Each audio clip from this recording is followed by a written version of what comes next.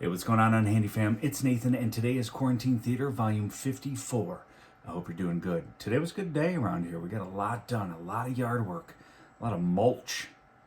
30 bags of mulch over the past 2 days. That's been fun, moving rocks and digging up bushes and all sorts of stuff. So at least we're getting some free time to do some yard work. We got a big yard here and it's hard to keep up, so it's nice to be getting some stuff done.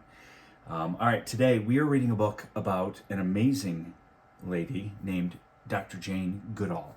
This book was written and illustrated by fourth grade students in New York, at an elementary school in New York. It is called Through Jane's Eyes. Here are the students back here. So nicely done, kids. All right. Through Jane's eyes, we learn to never stop asking questions. As a child, Jane was not only curious, but willing to wait for answers.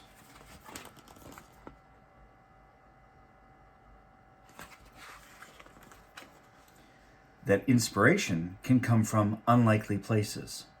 It was stories of Tarzan and Dr. Dolittle that motivated Jane to travel to the jungles of Africa to help the animals in the wild.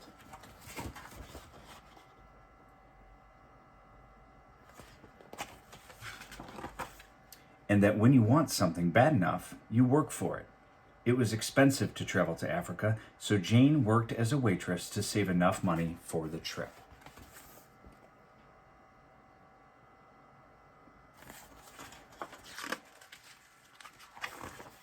Through Jane's eyes, we learn that dreams have no boundaries. At 22 years old, Jane went to see Africa for herself.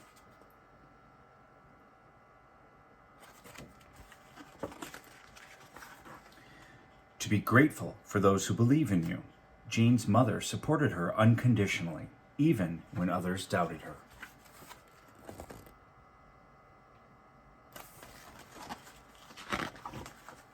And that patience has its rewards.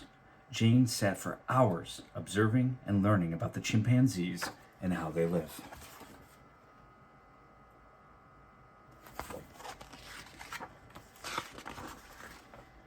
Through Jane's eyes, we learn that trust is not built overnight. For several months, the chimpanzees kept their distance from Jane until one chimpanzee finally accepted a banana from her. That things aren't always what they seem. Jane was surprised to see that chimpanzees could make and use tools in many ways.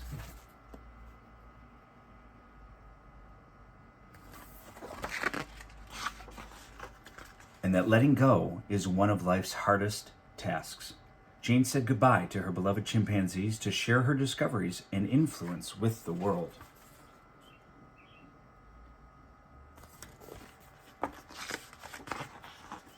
Through Jane's eyes, we learn to speak for those without a voice.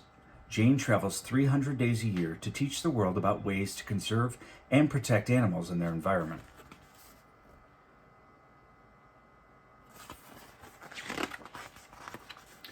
That everyone has the potential to break barriers. Jane is a trailblazer who sets an example for women with dreams of becoming researchers and champions for the environment.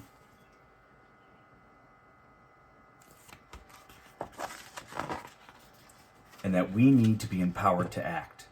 Jane started Roots and Shoots, a program whose mission is to inspire children to make the world a better place for people, animals, and the environment.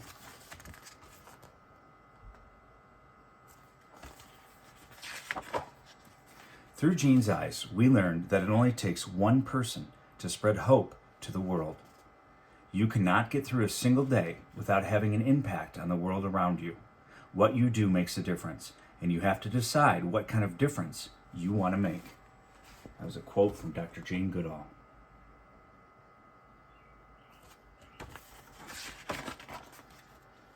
So again, more pictures of the authors as they created this book, which became a scholastic book. Nice job, kids. Through Jane's eyes. Check it out. Speaking of Africa and animals, my dad is starting to watch Tiger King, and I'm very excited to see how he responds. I try to recommend things to him, and he's a hip guy. I mean, he likes cool music and John Wick movies, and he's hip and with it. I just don't know if Tiger King might be maybe a little too bizarre for him, but I'll keep you posted on how he feels about it. I think he's almost done with episode 1, so we'll see how he does. I'm excited. Anyway, have a great night. I hope you're doing well. Be safe. Hug your family. We'll talk to you soon. Sweet dreams. Good night.